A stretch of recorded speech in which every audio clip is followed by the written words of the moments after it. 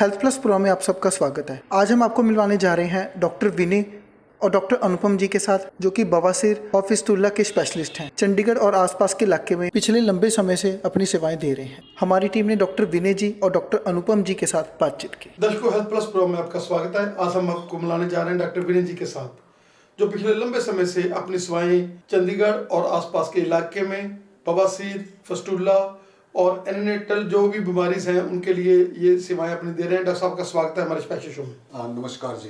Doctor साहब, जिस तरीके से आज बवासीर का एपिडेमिक बहुत ज़्यादा बढ़ा हुआ है और कोई ज़माना था कि लोग छुपाते थे बवासीर होने के ऊपर, लेकिन आजकल लोग अवेयर हो गए हैं गूगल से और जो ऑनलाइन चीज़ें आ गई हैं उनसे लोग अवेयर हो गए हैं और उनको पता है कि ये बवासीर कितनी भयंकर बन सकती है कि कैंसर तक का रूप धारण कर सकती है।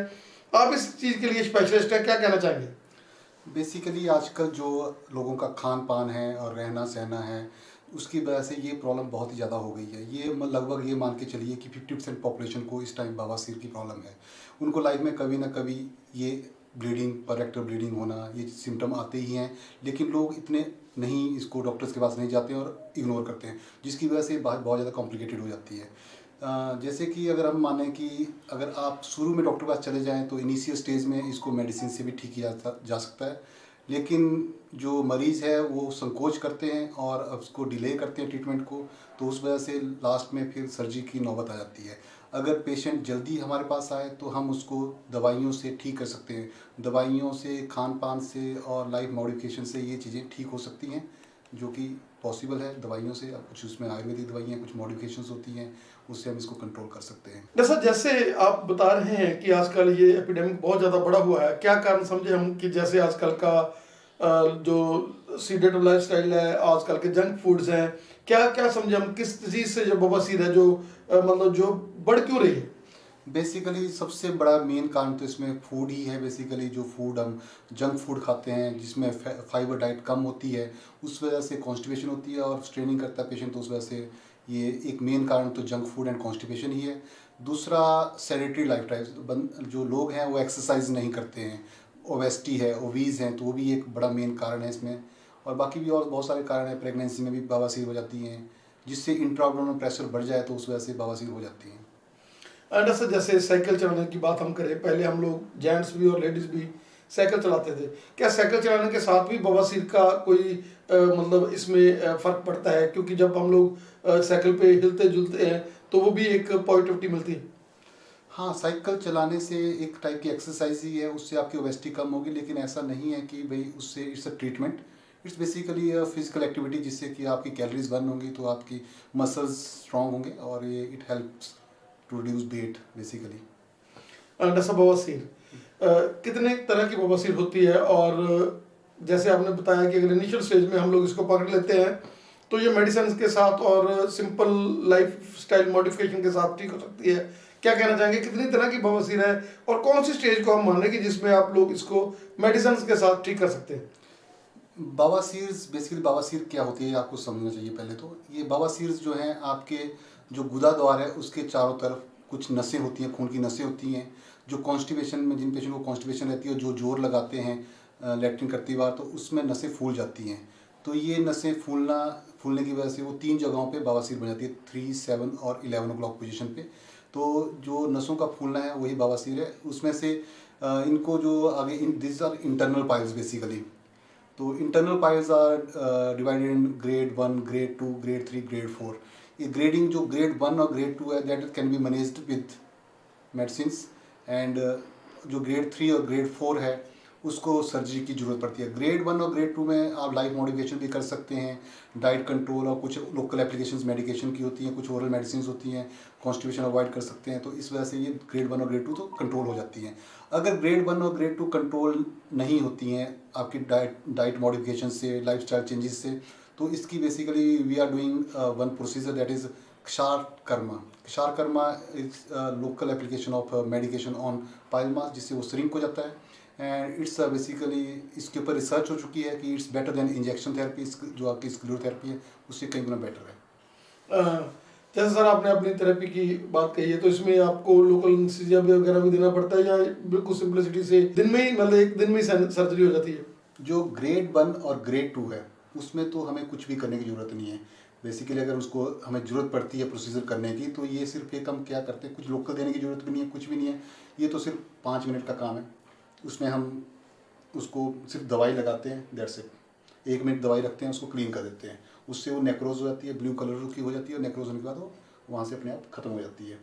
ग्रेड 3 और ग्रेड 4, ग्रेड 3 और ग्रेड 4 में सर्जरी ऑप्शन है। सर्जरीज में बहुत सारी सर्जरीज होती हैं, जैसे इस टाइम पे लेज़र है, हेमरेक्टमी है, ओपन क्लोज, और उसके बाद स्टेपल्ड हेमरेडिप्लेक्सी है। लेकिन हम जो हैं अपने क्लिनिक पे वी आर डूइंग क्षार लाइगेशन, क्षारोत्तर लाइगेशन, जिसमें वी आर उसको हम जो है मांस को थ्रेड से बांधते हैं and it shed off within 5 to 7 days। It's a non invasive surgery जो लोकल एनेस्थीसिया के अंडर होती है, और बहुत ही minimum blood negligible blood loss होता है, मिनिमम भी निग्लिजिबल ब्लड लॉस है। और हम इसमें किसी भी पेशेंट में कर सकते हैं, क्योंकि इसमें ऐसा नहीं है भी फिटनेस चाहिए। कोई कार्डियक पेशेंट है तो उसको कार्डियक पेशेंट के लिए फिटनेस चाहिए, कार्डियक पेशेंट उसको नहीं कर सकते। इसमें हम किसी पेशेंट को कर सकते हैं बहुत ही आसानी से, क्योंकि इसमें बहुत ही कम टाइम लगता है और बहुत ही कम ब्लड लॉस होता है। ऐसा फस्टूला जो कि बवासीर से भी मतलब ज़्यादा आजकल भयंकर रूप है, और उसका पता ही नहीं चलता। जैसे बवासीर का तो थोड़ा पता चल जाता है कि आदमी को जब जैसे आपने कहा कॉन्स्टिपेशन है या भी और प्रॉब्लम है, लेकिन फस्टूला का पता ही नहीं चलता। उसके बारे में क्या कहना चाहिए? अगर किसी भी मरीज को ऐसा लगता है कि उसके गुदा द्वार के इर्द गिर्द कहीं भी कोई फिंसी है और जिसमें से रुक रुक के मवाद आता है, तो उसको तुरंत अपने डॉक्टर से सलाह करनी चाहिए कि ये क्या चीज़ है, और डॉक्टर उसको एग्जामिन करके बता देगा ये फिस्टूला है या कोई सिंपल फिंसी है। अगर ये फिस्टूला है तो डॉक्टर उसको मरीज़ को कभी भी इग्नोर नहीं करना चाहिए, क्योंकि फिस्टूला एक ऐसी बीमारी है जो कभी दवाइयों से ठीक नहीं होती। बगंदर ऐसी आज तक कोई ऐसी मेडिसिन बनी ही नहीं है जो उसको ठीक कर दे। अगर कोई क्लेम करता है कि ऐसी मेडिसिन है तो सिर्फ वो आपको गुमराह कर रहा है। आपको सिर्फ और सिर्फ इसका एकमात्र ही इलाज है, वो है ऑपरेशन। ऑपरेशन इसका एकमात्र इलाज है, और ऑपरेशन की भी कॉम्प्लिकेशंस हैं। जो मॉडर्न में सर्जरीज होती हैं, फिस्टुलेक्टमी होती है, उसमें बेसिकली रिकरेंस रेट का मतलब अगर हम 100 ऑपरेशंस करते हैं तो उसमें 7 से लेकर 50% तक दोबारा से ये बीमारी आ जाती है। सेकंड, इसमें incontinence is the major issue. Incontinence का क्या होता है, वहाँ पे जो गुदा द्वार के इर्द गिर्द मसल्स होते हैं दैट कंट्रोल स्टूल, तो उनका फिस्टेक्टमी में वो अगर वो मसल कट जाते हैं तो स्टूल के ऊपर से कंट्रोल खत्म हो जाता है, पेशेंट का जो स्टूल पे कंट्रोल नहीं रहता। और स्टीनोसिस भी एक इसमें मेन चीज़ है, जिसमें से गुदा द्वार जो आपका संगड़ा हो जाता है। एक कॉम्प्लिकेशन ऐसी भी है जिसमें कि जो आपका मल द्वार है उसका नैरोइंग हो जाती है, सिकुड़ना, जिसको एनुलर स्टीनोसिस कहते हैं। तो ये कॉम्प्लिकेशन बहुत सारी होने की वजह से लोग सर्जरी से डरते हैं, सर्जरी नहीं करवाते हैं। मेजर कॉम्प्लिकेशंस हैं जिनकी वजह से पेशेंट सोचता है कि मैं तो ऑपरेशन करवाऊंगा, बार बार हो जाता है, क्योंकि ऐसे फीडबैक्स आते हैं उनके पास, किसी मरीज ने करवाया, 1 बार करवाया, 2 बार करवाया, उसमें से दोबारा हो गया। लेकिन जो क्षार सूत्र है, जो प्रोसीजर हम करते हैं क्षार सूत्र, वो एक ऐसी टेक्निक है जिसके ऊपर रिसर्च हो चुकी है, और ICMR दिल्ली ने रिसर्च किया है, एंड रिसर्च कंडक्ट की गई है PGI चंडीगढ़ में और एम्स दिल्ली में, जिसमें रिसर्च में ये पाया गया, जिनमें क्षार सूत्र द्वारा ये प्रोसीजर किया गया, फिस्टुला को ट्रीट किया गया, उनमें रिकरेंस रेट जो है लगभग 3% के करीब थी। मतलब उसमें 97% पेशेंट जो ठीक हो रहे थे, किसी में 0.3% तक भी रहती है, मतलब बहुत ही कम, निग्लिजिबल के करीब रिकरेंस रेट है। और जो कॉम्प्लिकेशंस थी एनल स्टीनोसिस की और इनकॉन्टिनेंस की, वो भी नहीं होती है, क्योंकि फिस्टुला में जो हम थ्रेड डालते हैं, मेडिकेटेड थ्रेड है, वो ऐसी चीज़ है कि उससे कटिंग, हीलिंग और उसका जो ड्रेनेज है वो सब साथ साथ इकट्ठे इकट्ठे चलते हैं। तो thread it itself is a medicine, वो अपना कटिंग भी करता है, हीलिंग भी कर रहा है, उसी की वजह से उसकी रिकरेंस रेट, इनकॉन्टिनेंस, जो सारी कॉम्प्लिकेशंस वो नहीं होती हैं। एंड अनदर थिंग, जो पहले ट्रेडिशनली शास्त्र करते थे, मैं जो प्रैक्टिस करता हूँ, मैं एडवांस शास्त्र प्रैक्टिस कर रहा हूँ, that is IFTAK technique. It's a advance शास्त्र टेक्निक इन दैट इसमें क्या होता है, जो हम इंटरसेप्शन कर देते हैं ट्रैक की दो पार्ट्स में, जिसकी वजह से साइमल्टेनियसली उस ट्रैक की 2 जगह कटिंग स्टार्ट हो जाती है, और जो उसमें टाइम कंजप्शन है वो कम हो जाती है पेशेंट की, जिससे उसका खर्चा, लागत, हर चीज़ जो है कम हो जाती है। That's basically advance technique, and वो हम कर रहे हैं। ऐसा और क्या क्या सेवाएं आप आपने एज ए डॉक्टर दे रहे हैं? बेसिकली मैं तो एनोरेक्टल डिजीज़ में, जो भी एनोरेक्टल डिजीज़ हैं उनमें प्रैक्टिस कर रहा हूँ, जिसमें आपका पाइल्स, फिस्टुला, फिशर, पाइलोनियल साइनस हैं, ये प्रैक्टिस कर रहे हैं। इसमें एक शासूत्रा बेसिक आयुर्वेदिक टेक्निक है जो हम प्रैक्टिस करते हैं, और हम इसको आगे, ये भी है, इसको बढ़ावा भी देना चाहते हैं भी आयुर्वेद आगे, इट्स अ गुड टेक्निक। तो बेसिकली वी वांट कि ये आगे लोगों तक पता जाए, नॉलेज पहुँचे इसकी, और लोग इसको अपनाएं, क्योंकि ये साइंटिफिकली प्रूव्ड है, ऐसा नहीं है कि हम कुछ ऐसे क्लेम कर रहे हैं। These all things are scientifically proved. Doctor साहब ने अपने कहाँ से ग्रेजुएशन की और कैसे आप आज चंडीगढ़ के इस एरिया में एक बहुत ही रिनोड बवासीर और एनिनेटेड जो डिजीज हैं उनके लिए डॉक्टर मतलब माने जाते हैं? बेसिकली मेरी जो डिग्री है, basically I am from Himachal, मैं हिमाचल का रहने वाला हूँ। देन +2 मेरी वहीं से हुई है। उसके बाद ग्रेजुएशन मैंने बेंगलोर से की है और स्पेशलाइजेशन भी मैंने उसके बाद इसकी की है एनरेक्टल सर्जरी में। एंड इट्स नॉट बेसिकली एनरेक्टल क्षार सूत्रा, तो उसमें स्पेशलाइजेशन की है। उसके बाद यहाँ प्रैक्टिस करते मेरे को काफ़ी टाइम हो गया चंडीगढ़ में, जिसमें मैं जनरल प्रैक्टिस करते हैं। मेरे मिसेस भी हैं साथ में, वो भी प्रैक्टिस करते हैं और हमारी एनरेक्टल डिजीज़ की भी प्रैक्टिस है।